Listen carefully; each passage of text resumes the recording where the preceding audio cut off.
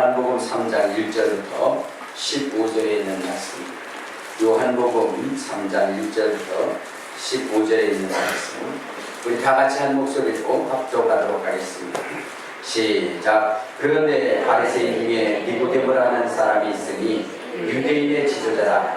그가 밤에 예수께 와서 이르되 라비여, 우리가 당신은 하나님께로부터 오신 선생인 줄 아나이다. 하나님이 함께하지 아니하시면 당신이 행하시는 이 표적을 아무도 할 수 없음이니까. 예수께서 대답하여 이르시되 진실로 진실로 내게 이르노니 사람이 거듭나지 않으면 하나님의 나라를 볼 수 없느니라. 니고데모가 이르되 사람이 늙으면 어떻게 날 수 있사옵나이까? 두 번째 모태에 들어갔다가 날 수 있사옵나이까? 예수께서 대답하여 이르시되 진실로 진실로 내게 이르노니 사람이 물과 성령으로 나지 않으면 하나님의 나라에 들어갈 수 없느니라.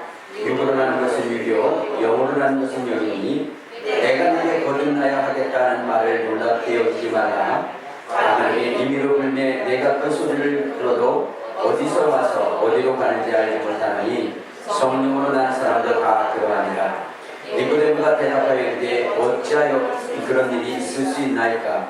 예수께서 그들에게 대답하여 이르시되 너는 이스라엘의 선생으로서 이러한 것들을 알지 못하느냐?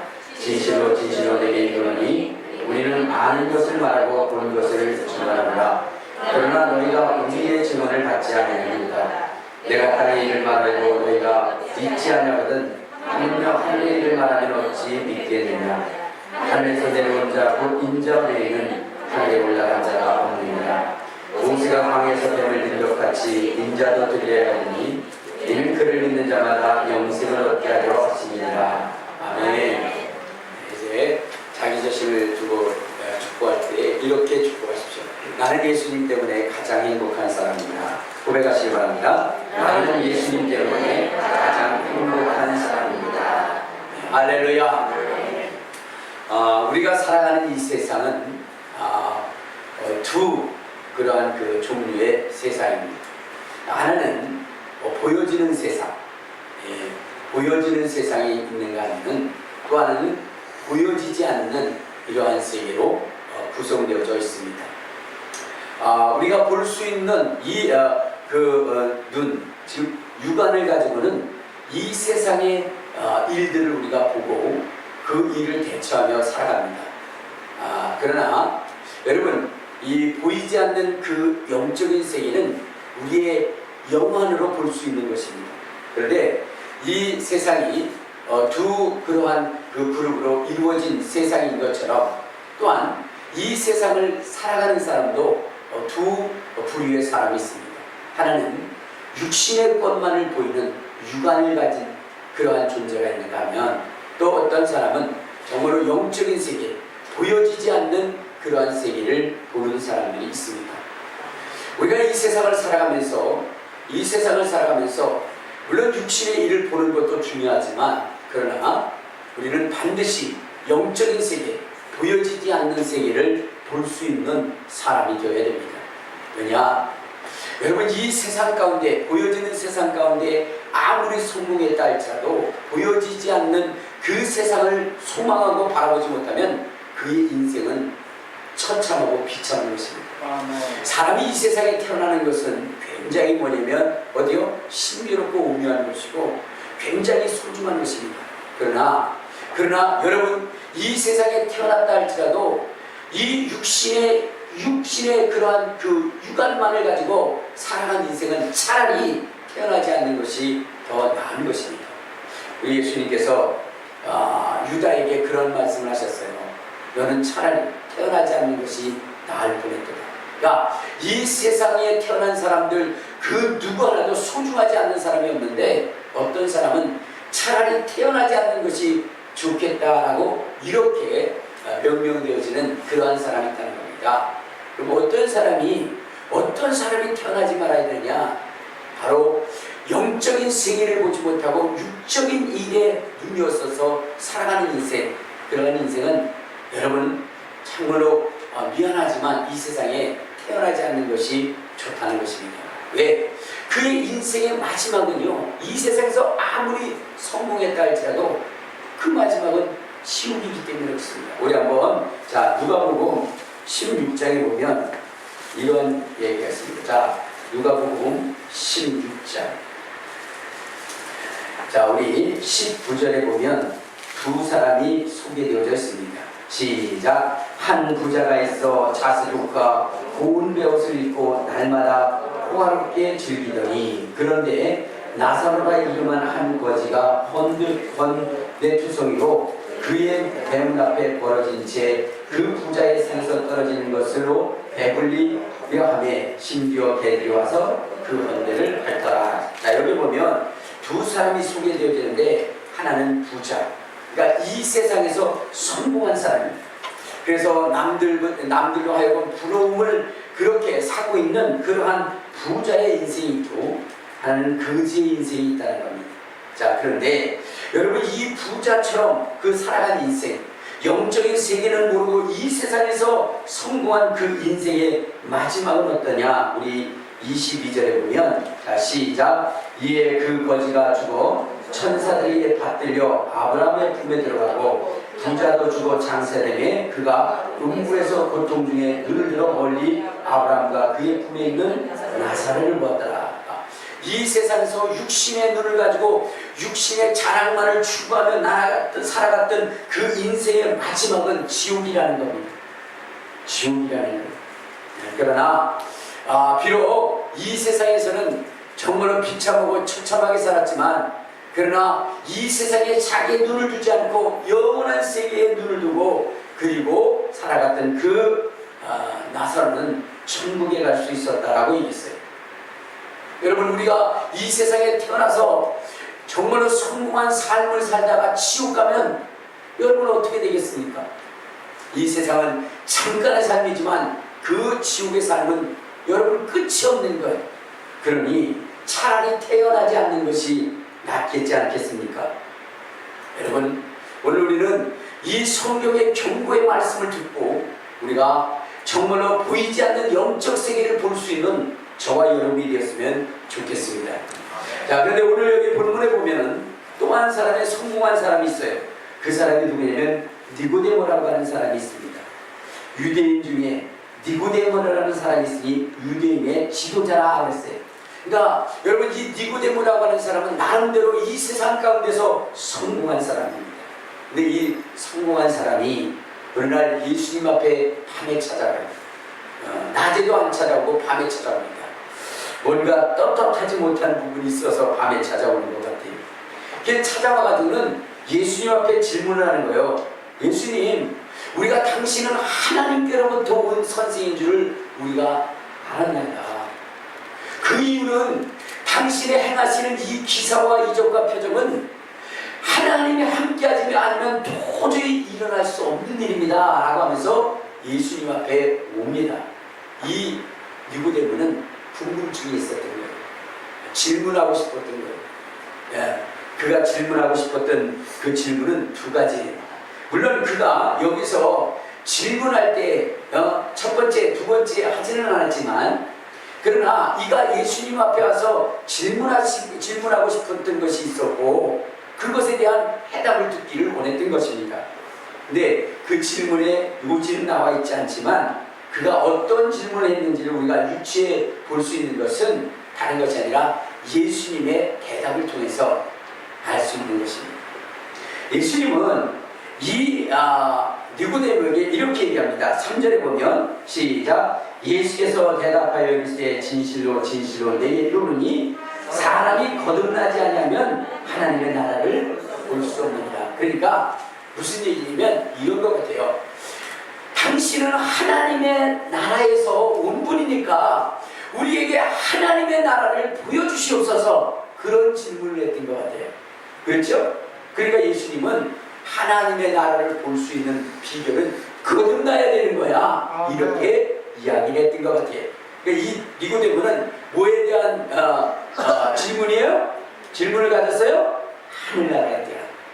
당신이 하늘나라에서 온 것이 분명하니까 그렇다면 그 하늘나라를 우리가 볼 수 있도록 해주세요 라고 그렇게 질문하는 것이고 또 하나의 질문은 우리 15 3절부터 15절까지 보면, 자 시작. 하늘에서 내려온 자 곧 인자 외에는 하늘에 올라간 자가 없느니라. 모세가 방에서 뱀을 든 것 같이 인자도 들려야 하니 이는 그를 믿는 자마다 영생을 얻게 하려 하심이니라. 그러니까 이 두 번째 질문은 그런 것 같아요. 예수님 당신이 하늘로부터 오신 그러한 존재인 것을 우리가 압니다. 무엇을 알 수 있느냐? 당신이 행하는 그 기적을 통해서 보면 당신은 분명 하늘나라에서 오신 분이시고 우리 이스라엘 백성들이 기대하고 소망하는 사람인데, 어찌하여 세상의 사람들은 당신을 핍박합니까? 핍박하는 이유가 무엇입니까? 라고 그렇게 물었던 것 같아요. 그랬을 때 예수님은 이런 말씀이세요. 하늘나라에서 온 자, 그리고 하늘나라의 그러한 그 일을 행하는 자, 그리고 성령과 물로 거듭난 자들은 이 세상에서 핍박을 받을 수밖에 없다. 그래서 예수님이 말씀하신 것 같아요. 그래서 내가 지금 이러한 선행과 착한 일을 하지만 내가 죽을 수밖에 없는 이 핍박을 받는 것은 내가 하늘로부터 왔기 때문이다 라고 예수님은 말씀하신 거였어요. 여러분, 선행을 하게 되면 어떻게 되겠어요? 칭찬과 존귀를 받아야 될 거 아닙니까? 그런데 예수님은 선행을 행할 때마다 서기관들과 바리새인들이 모여서 이 예수님을 죽이려 했던 겁니다. 우리 한번 마가복음, 자 마가복음 3장을 한번 봅시다. 마가복음 3장 우리 3절에 보면 이런 말씀이죠. 3절부터 우리 6절까지 있도록 하겠습니다. 시작. 예수께서 수많은 사람에게 이르되 하늘 가운데 일어서라 하시고 그들에게 이르시되 안식일에 선을 행하는 것과 악을 행하는 것과 생명을 구하는 것과 죽이는 것 어느 것이 옳으냐 하시니 그들이 잠잠하거늘 그들의 마음이 완악함을 탄식하사 노하심으로 그들을 불러보시고 그 사람에게 이르시되 내 손을 내밀라 하시니 내밀매 그 손이 녹되었더라. 바리새인들이 나가서 곧 헤롯 당함과 함께 어떻게 하여 예수를 죽일까 의논하니라. 예수님은 무엇이냐면 이 땅에 오셔서 지금 손 마른 자, 정말로 육신의 그러한 그 고통을 당하는 자 이들을 치료해 주셨는데 바리새인과 헤롯 당이 함께 합쳐서 예수님을 죽이려 했다는 거예요. 여러분, 바리새인과 헤롯 당은 같은 길을 가는 자들이 아닙니다. 그럼에도 불구하고 예수님을 죽이는 일에는 앞장서는 거예요. 그러니까 이 니고데모가 질문을 한 거예요. 당신은 선한 일을 하는데 왜 핍박을 받습니까? 이렇게 이야기를 합니다. 그때 예수님이 뭐냐면 하늘에서 온 자, 하늘로부터 거듭난 자들은 반드시 핍박을 받게 되겠다.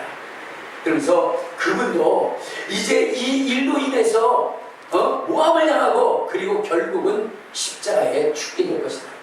주님은 그렇게 말씀하셨어요. 자, 그러면 여러분 왜 거듭난 자들은 핍박을 받는가? 그것은 여러분 이 세상이라고 하는 것은 마귀가 다스리고 마귀가 지배하는 것이에요. 그러므로 우리는 이 땅에 여러분 시민권을 가지고 있는 자가 아니에요. 우리의 시민권은 하늘에 있습니다. 아멘. 그렇기 때문에 이 세상은 우리를 미워할 수밖에 없고 우리를 핍박할 수밖에 없는 것입니다. 그래서 여러분 만약에 우리가 이 세상을 살아가면서 핍박을 받거나 여러분 정말로 고난을 당하거나 이러한 자들은 하늘에서 거듭난 자고 그렇지 아니한 자들은 아직 우리가 거듭나지 않고 세상에 속한 자임을 여러분 아셔야 된다는 것입니다. 여러분들의 신앙을 점검해 볼 때 내가 핍박을 받고 있는가 그렇지 않는가 그것을 생각해 보시고 여러분들의 자신에 대해서 확실히 아시기 바랍니다.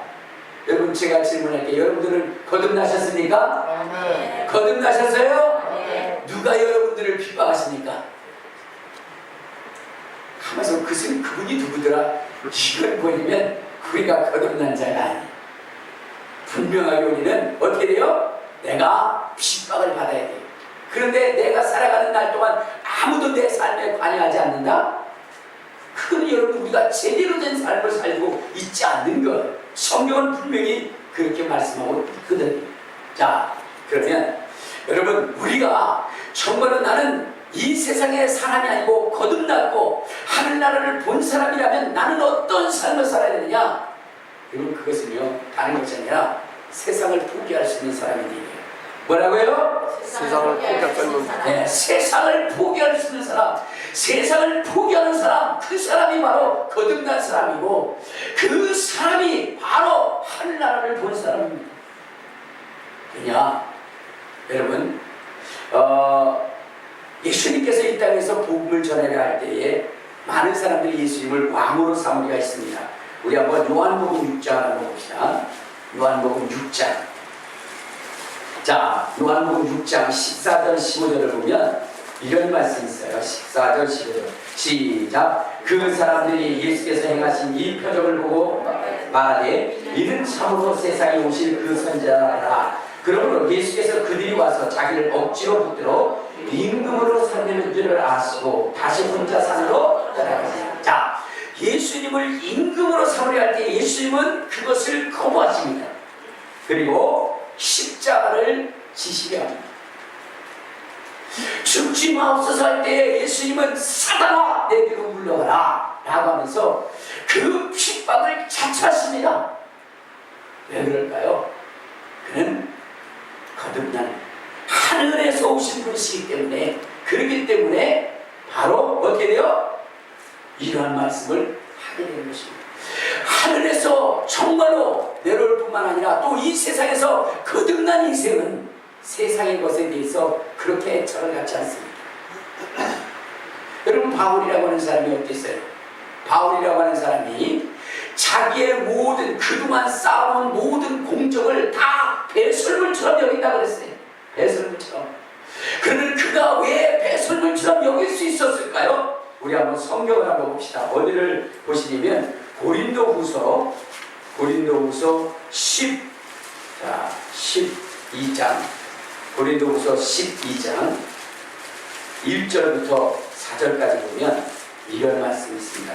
시작. 무익하나마 내가 부득불 자랑하노니 주의 환상과 계시를 말하리라. 내가 그리스도 안에 있는 한 사람을 아노니 그는 14년 전에 셋째 하늘에 이끌려간 자라. 그가 몸 안에 있었는지 몸 밖에 있었는지 나는 모르거니와 하나님은 아시느니라. 내가 이런 사람을 아노니 그가 몸 안에 있었는지 몸 밖에 있었는지 나는 모르거니와 하나님은 아시느니라. 그가 낙원으로 이끌어가서 말로 표현할 수 없는 말을 들었으니 사람이 감히 이르지 못할 말이다. 이렇게 얘기했어요. 그러니까 여러분, 이 바울이라고 하는 사람이 하늘에 끌려 올라간 거예요. 그래서 그 하늘의 광경을 들었고 그 사람들의 이야기를 들었어요. 그리고 났더니 그는 이 세상의 모든 것이 다 뭐요? 헛되고 헛된 것이 뿐 것을 그는 고백하게 됩니다. 그래서 자기를 뭐라 그러냐? 이 세상의 모든 것을 배설물처럼 여긴다. 그렇게 이야기했던 것입니다. 그러니까 여러분, 하늘의 것을 보게 되면 세상을 포기할 수 있게 됩니다. 포기할 수 있게 됩니다. 근데 여전히 내가 이 세상 가운데서 정말로 이 세상의 명예와 권세와 물질과 안락을 내가 놓지 못하고 그것을 추구하고 간다고 한다면 그 사람은 거듭나지 않는 사람이고 그 사람은 하늘의 나라를 보지 못한 사람. 그렇다고 한다면 우리는 힘써 거듭나기에 힘써야 되는 것이고 하늘의 소망을 두고 가야 되는 것입니다. 오늘날 교회는 존재하지만 성도들은 존재하지만 여러분 거듭나는 사람들이 없고 그리고 여러분 하늘나라를 본 사람들이 없기 때문에 이 세상 가운데서 여러분 신앙생활하면서 세상의 것에 더 애착을 가지고 살아간다는 말, 그것을 잃어버릴까봐 그것을 빼앗길까봐 거기에 더 애착을 가지고 하나님 앞에 매달리는 사람들이 너무나 많이 있고 교회도 마찬가지. 교회도 영적인 것보다는 성도들이 정말로 하나님의 말씀을 통하여 세상의 부귀와 영화를 얻기를 하고 그것을 도구로 여기게 가르치고 있다는 겁니다. 그래서 교회는 여러분 한마디로 난장판이 됩니다. 손현보 목사님이 전도사 시절에 40년 된 그런 교회에 초청을 받아 가셨습니다. 전도사니까 얼마나 의욕 있고 열정이 있었겠습니까? 그렇죠? 그래서 그는 열정을 가지고 교회에 부임해서 나름대로의 그러한 열정을 불태우기 시작했습니다. 근데 그 교회가 한 24명 정도밖에 안 되는 그러한 교회예요. 교회의 역사는 깊지만 성도는 한 24명 정도밖에 없어요. 근데 어느 날 이 남전도회에서 원래가 있다고 목사님을 모신 거예요. 그러면서 목사님 오셔서 설교를 해달라고 하니까 가가지고 회의니까 그러니까 한 5분 정도를 설교를 하고 그 다음에 그 무슨 회의를 하나 이렇게 지켜봤어요. 그랬는데 한 7명 정도가 모였는데 남성이 한 7명 정도 모였는데 그랬는데 총무님이 일어나가지고 이 사업 그러한 그 발표를 하는 거예요. 그리고 사업 실적에 대해서도 발표를 하는 거예요. 거기 나와 계신 분은 뭐냐면 젊은 사람 2사람하고 나머지는 다 70대가 넘으신 그러한 분들 7분이 거기에 계셨는데 그 총무님이 발표를 하는데 이렇게 발표를 하는 거예요. 올해 선출되신 회장님은 굉장히 팔팔하고 젊은 사람을 선출해서 의욕적으로 우리 남전도의 사업을 이끌어왔다는 거예요. 그래가지고 성도들한테 회원들한테 한 달에 5,000원씩 걷어가지고 사업을 했는데 그 거둔 돈 5,000원을 가지고 강아지를 한 마리 샀다는 거예요. 그리고 그 강아지를 열심히 키우고 있다. 지금 강아지가 토실토실해서 잘 자라고 있다라고 이렇게 얘기를 합니다. 그러니까 거기 있었던 사람이 역시 젊은 사람이 대단하다고 하면서 온 그런 그 회원들이 박수를 팍 친 거예요. 이 목사님이 생각할 때는 너무나 뭐냐면 멈춘 거예요. 도대체 뭐 하는 거예요? 그래서 물어봤답니다. 뭐라고 물어보냐? 왜냐면 그 다음에 또 다른 사업 발표를 하는 줄 알았더니 강아지 산 거로 끝나는 거예요. 그리고 다 폐회를 한다는 거예요. 그래서 그 전도사님 물어봤어요. 아니 도대체 강아지를 사서 뭐 하려고 합니까? 그랬더니 이제 우리 교회, 우리 교회가 이제 여름에 폭포로 어디에요? 야유회를 가는데 그때 이 개를 잘 키워서 그걸 잡아먹으려고 그러려고 그 개를 키운다는 겁니다. 굉장히 중요한 사업이라고 얘기해요. 그 목사님이 생각할 때 야, 이 남성 선교회가 한마디로 개판이구나 그렇게 생각했어요. 한마디로 개판이구나. 너무 실망을 한 거예요. 그래서 내가 이 남선교회를 없애야 되겠다라고 그렇게 생각을 하셨어요. 얼마 있다가 여선교회에서 또 원래가 있다고 부른 거예요. 그래서 이 여선교회에서는 무엇을 하나 그리고 갔는데 그래도 남선교회는요 7명밖에 안 되잖아요. 그죠? 그러니까 뭐 회장 총무밖에 없는데 그래도 여선교회를 갔더니 12명이 모였더래요. 그래서 회장도 있고 그 다음에 뭐요? 회계도 있고 서기도 있고 다 있더래요. 그러면서 이제 회의를 진행을 하는데 뭐냐면 회계가 나와가지고 이런 얘기를 하는 거예요. 뭐냐면 여러분들 지난번에 우리 여선교회 사업으로서 김을 떼다가 그것을 되팔아서 수익금을 남기고자 해서 김을 갖다가 각 회원들에게 나눠줬는데 그 돈이 다 들어가지 않다는 거예요. 어떤 사람은 완납한 사람이 있는데 어떤 사람은 내지 않고 있는 사람이 있으니 그 사람들은 속히 내달라고 하면서 낸 사람의 명단을 부르고 안 낸 사람들의 명단을 부르더래요. 안 낸 사람들의 명단을 부르니까 한 집사람이 박자를 빡 치면서 이러면서 그러더라는 거예요. 아니 누구는 내고 싶지 않아서 했냐. 팔아도 안 팔리니까 그러니까 못 내는 거지. 그 김 도로 가져가라고. 그러면서 대판 싸움이 일어나는 거예요. 그러니까 회계가 이야기하기를 아니 그거 가져간 지가 몇 개월이 됐는데 지금 돈으로 다시 그 반납한다는 게 말이나 되냐, 말 같지 않은 소리를 하라고 그러면서 거기서 막 굉장히 대판 싸움을 하더래요. 그래도 뭐 교회가 무너질 정도로 싸우지 않고 나중에 다시 또 그러면 이것은 다음 의미고 다음 일에 착수하겠다고.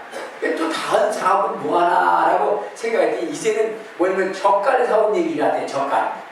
그래가지고 어느 집에서 젓갈을 갖다가 사다가 그걸 팔라고 갖다 줬는데 그 젓갈을 팔아서 돈을 가져온 분이 있는데 그렇지 못한 분이 또 있다는 거예요. 그래서 또 명단을 부르려고 하니까 한 사람이 벌떡 일어나서 뭐라 하냐면, 아니 우리가 바닷가에 살고 있는데 누구한테 파냐, 그걸 갖다 누구한테 파냐, 말도 안 되는 짓거리들만 하고 있다면서 또 그것 때문에 대판 싸우더니.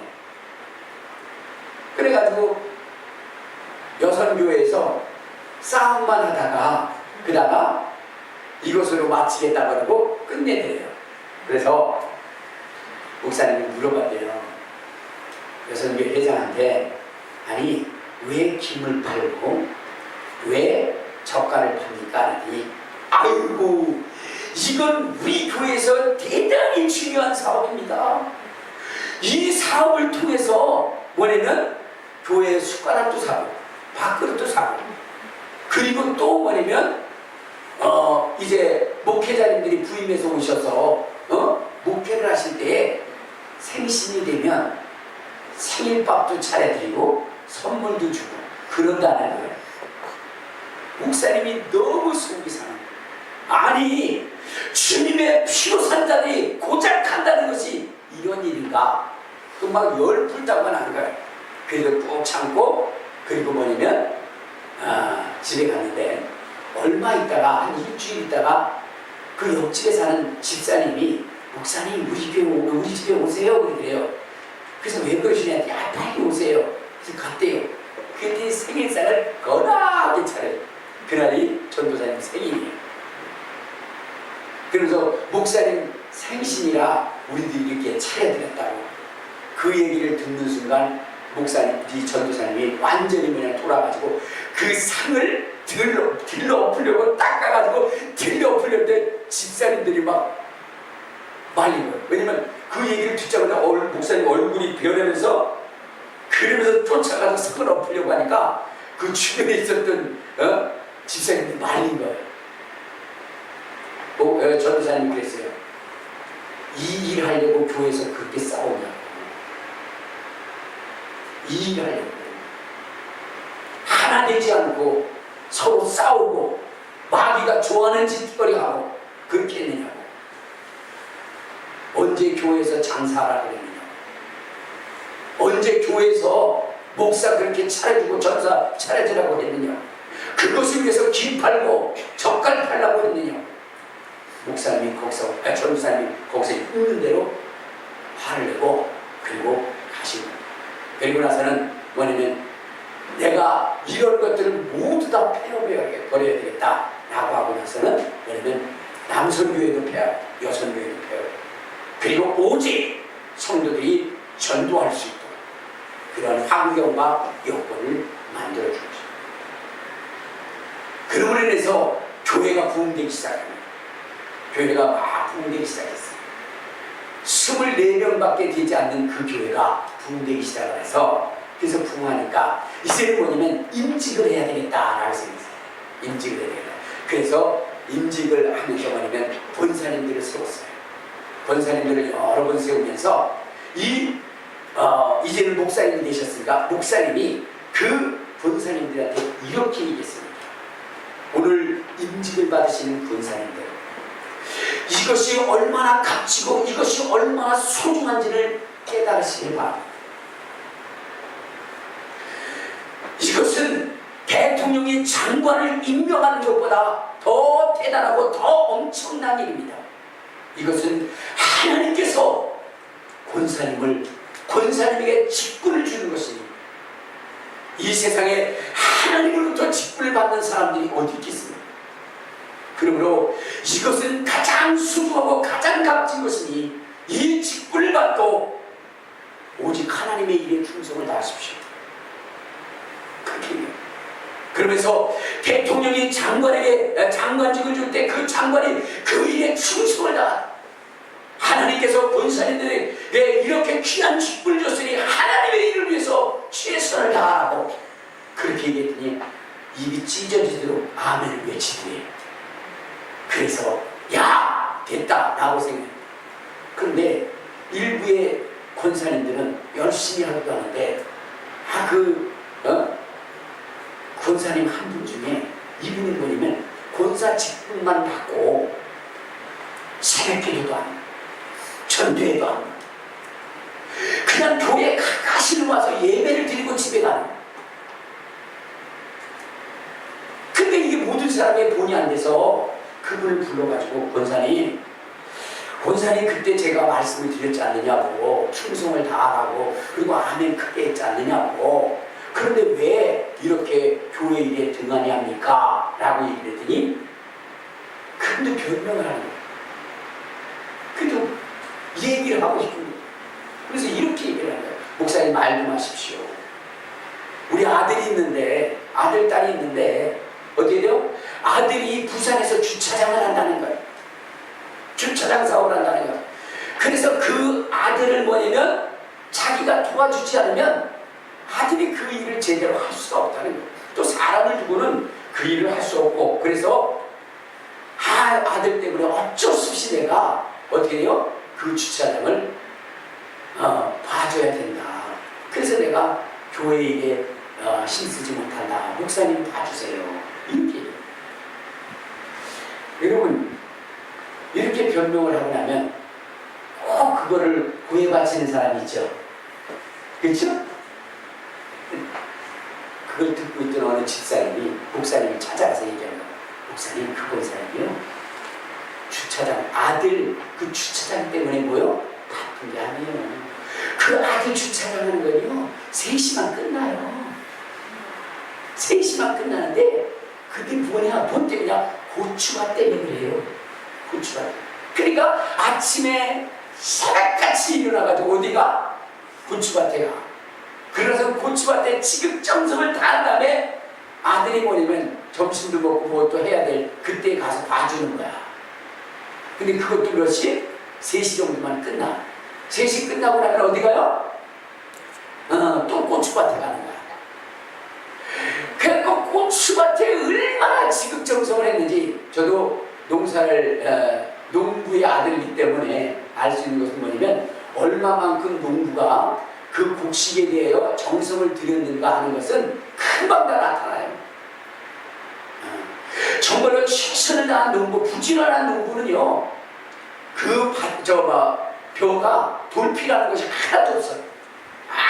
그리고 여러분 수확도 많을 뿐만 아니라 일정합니다. 축정이 하나 없어요. 그러니까 얼마만큼 부지런히 거기에 신경을 썼느냐에 따라서 그 곡식이 수확량이 달라지는 거예요. 마찬가지로 이 권사님이 얼마나 고추에 대해서 정성을 다했든지 어떻게 돼요? 다른 고추밭에 2배나 잘돼요. 키도 클 뿐만 아니라 열매도 있고 고추는 얼마나 견실하고 그 다음에 일정한지 정말로 감탄할 정도로 그렇게 고추 농사를 하는 거예요. 그래서 목사님 가봤더니 진짜 한눈에 알아보겠더니 권사님 고추밭인 거예요. 그래서 화가 나서 화딱지가 나서 어떻게 되세요? 고추를 다 뽑아버렸대요. 9월달에. 여러분 9월달 정도면 어떻게 돼요?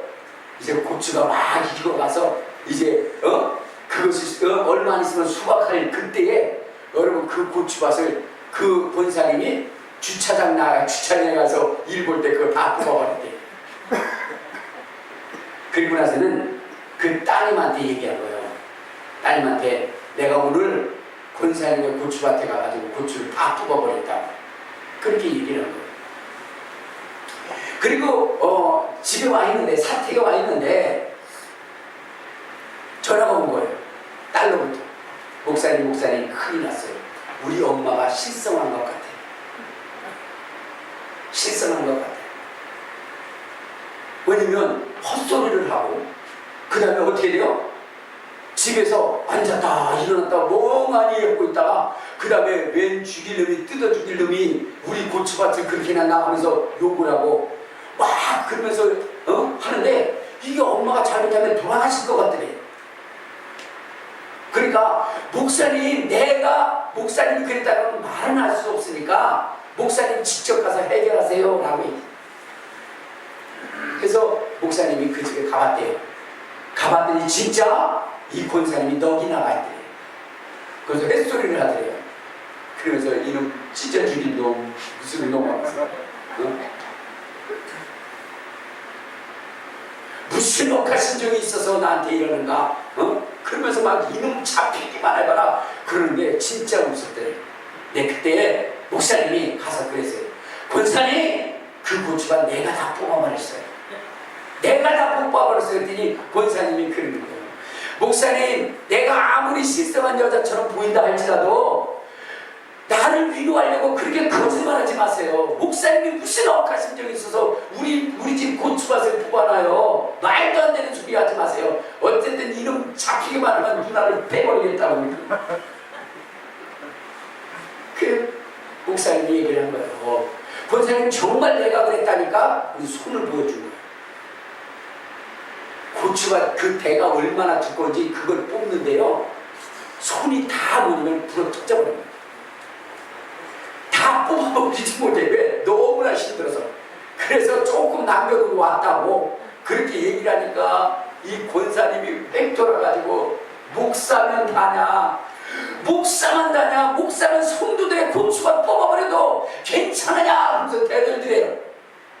나는 지금 가슴이 떨리고 막 주체할 수 없다고 막 그렇게 얘기를 하더래요. 그때 목사님이 그랬어요. 권사님 가슴 떨려? 가슴 떨려? 고추 뽑아놓은 게 가슴 떨려? 그래 한번 우리 생각해보자. 하나님이 우리를 구원하시기 위해서 독생자 예수 그리스도를 이 땅에 보내주셨어요. 그분이 피조물 앞에 조롱당하고 수치를 당하고 그리고 십자가에 못 박혀 죽으실 때 하나님의 가슴이 얼마나 떨렸을까? 하나님의 마음이 얼마나 미어졌을까? 아버지 이 잔이 지나가기를 원합니다 라고 고백할 때 하나님의 마음이 얼마나 찢어졌을까? 그렇게 가슴 찢어지고 그 고통 가운데도 우리를 구원하시기 위해서 십자가를 지게 하셨어요. 근데 권사님 구원받았지?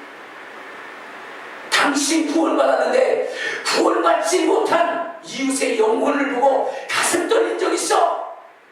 고추밭 그거 뭐야? 자식들 준다고? 자식들 그거 안 줘도 굶어 죽지 않아. 자식 그거 죽지 않아요. 주지 않아도 충분히 먹고 살아. 근데 그것 때문에 가슴 떨려? 주님이 주신 그 직분, 그 권세의 직분을 그런데 사용하라고 줬어. 막 여러분 만약에 내가 여러분들에게 그렇게 얘기했다면 여러분 뭐라고 하겠어요? 아마 제 머리는 나만 하지 않을 겁니다.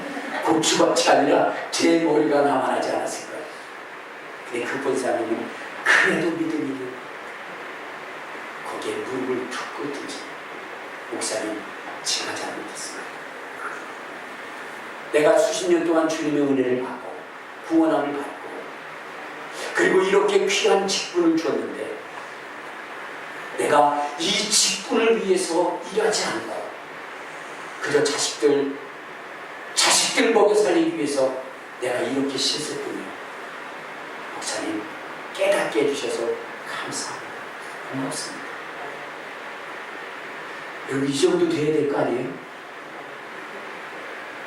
요즘은요 목사님 대들어서 이기는 게 그게 잘났다라고 최고의 성도라고 그렇게 여기는 사람들이 굉장히 많습니다.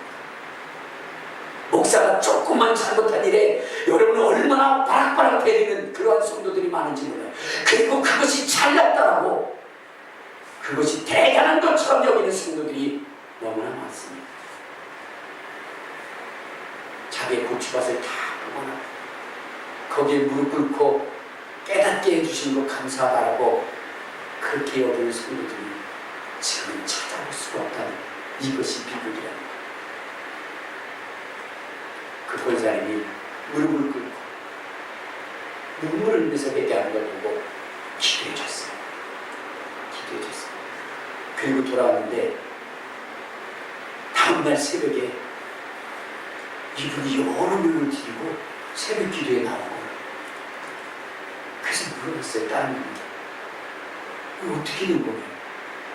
그랬더니 권사님이 얘기하기를 그러면 니네 고추밭 있지? 새벽 기도 안 나오면 우리 고추밭에 그 다음부터는 고추밭 다 뽑힐까봐 그렇게 응? 안 나오는 뺀질했던 사람들이 다 나온 거야. 그럼 고추밭 다 뽑아. 그러고 나서는 정말로 열심히 전도하기 시작했어요. 열심히 전도했어요. 그 열심히 전도해서 그 해에 이분이 그 3개월 9월달에 그랬으니까 그 3개월 동안에 11명을 전도하고 그 사람이 세계를 다 떠난다했어요. 그리고 그 이후에 그가 움직일 수 없을 때에 그는 식혜를 만들어 가지고 휠체어를 끌고 다니면서 뭐를 했느냐, 성도들한테 전도할 수 있도록 이거 가지고 가서 전도해. 자기가 갈 수 없을 때는 어떻게 돼요? 그렇게 만들어서 전도를 할 수 있도록 그렇게 했대요. 여러분, 주님의 주신 직분, 주님의 주신 그 직분, 여러분 그것은 우리의 생명보다 소중히 여겨야 됩니다. 그리고 여러분 세상의 그 무엇보다도 우리가 우선할 수 있는 것이 되어야 됩니다. 그런데 여러분 우리가 거듭나지 못하고 하늘나라를 보지 못했기 때문에 이 세상이 최고라고 여겨져서 이 세상에 눌려도 돼요. 그러면 부자고 나서 저는 어떻게 될까요? 멸망할 수 있거든요. 저는 오늘 여러분 우리 거듭나기에 힘써서 정말로 그 신령한 하늘나라를 보고 바울처럼 또한 그 권사님처럼 정말로 이 세상에 애착을 두지 말고 정말로 그의 어두운 눈들을 뜨게 해서 하늘나라를 위한 거룩한 인물이 될 수 있기를 주님의 이름으로 축원합니다. 주님의 이름으로 축원합니다. 이 코로나 때문에 여러분 걱정하는 그런 많은 사람들이 있습니다. 그런데 이 중에 정말로 거듭난 자의 걱정이 있고 거듭나지 않은 자의 걱정이 있습니다. 여러분 거듭나지 않는 자는 이 코로나 때문에 경제적 위기와 이 어려움이 있다고 그것을 가지고 여러분 걱정하고 염려하며 살아가지만, 그러나 정말로 거듭난 자들은 이 코로나 때문에 전도되지 못하고 이것이 도리어 정말로 전도에 방해가 되고 핍박이 되어 정말로 구원받는 자들이 적어질까 이것을 염려하는 자들이 있다는 겁니다. 그래서 더더욱 하나님 앞에 기도하고 부르짖고 간구하는 자들이 있어요. 과연 나는 어떠한 사람인가? 나는 거듭난 사람인가? 아니면 나는 여전히 육에 속한 사람, 육안으로서 세상 것밖에 볼 수 없는 그러한 존재인가? 한번 여러분들 생각해 봐야 됩니다. 여러분 자식 여러분 주지 않아도 산다니까요. 그들을 위하여 남기지 않아도 그들 살아갑니다. 우리는 내 영혼과 자손들의 영혼을 위하여 영적인 삶을 살아갈 수 있는 사람들이 되어야 됩니다. 그렇지 않으면 망함일 거예요. 우리 모두 이 시간 기도할 때 주님, 나 영적인 사람이 될 수 있기를 바랍니다. 영적인 사람, 여러분 교회도 보면요 그런 거예요. 이 교회마다 물질적인 부유를 달라고 기도하는 그런 교회들이 많아요. 그런데 여러분 그것은 육신의 삶입니다. 우리가 구해야 될 것은 영적인 것, 기사와 이적과 표적과 능력을 구해야 됩니다. 예수님이 그것 때문에 핍박을 받았지 않습니까? 교회가 돈이 많아서 나눠주면 교회는 핍박을 받지 않습니다. 그러나 여러분 교회는 영적인 교회가 아니에요. 그런 교회는 영적인 교회가 아닙니다. 영적인 교회는 죽은 자를 살리고 문둥병자를 깨끗게 하며 기사와 이적과 표적을 행하여 정말로 주님을 나타내야 수 없는 사람들이 교회를 핍박하지만 이것이 영적인 교회예요. 알겠습니까? 그래서 거듭나서 하늘나라를 보고 하늘나라의 능력을 덧입어서 주님의 말씀을 전할 수 있는 우리 모두가 되시기를 주님의 이름으로 축원합니다. 아멘. 우리 주여 한 번 부르고 세 번 부르고 통성으로